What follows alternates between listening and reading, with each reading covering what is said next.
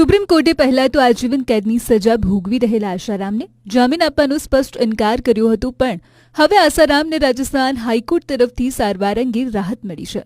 હાઈકોર્ટે આદેશ આપ્યો છે કે તેમને હાલમાં મળતી તમામ તબીબી સુવિધાઓ અને સારવારમાં કોઈપણ પ્રકારનો વિક્ષેપ ન લાવવામાં આવે.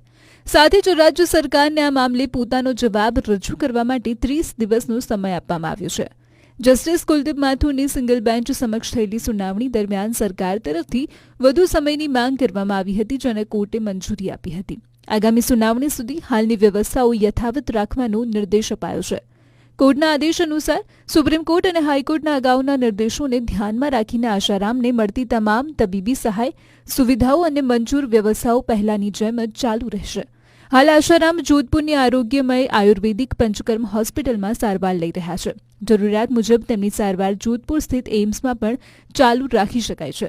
આ દરમિયાન કોર્ટે રાજ્ય સરકારને 4 અઠવાડિયામાં આસારામના સ્વાસ્થ્ય અંગે વિગતવાર અહેવાલ રજૂ કરવાનો પણ નિર્દેશ આપ્યો છે. ઉલ્લેખનીય છે કે આસારામને સગીર વિદ્યાર્થીની સાથેના બળાત્કારના કેસમાં આજીવન કેદની સજા ફટકારાઈ હતી.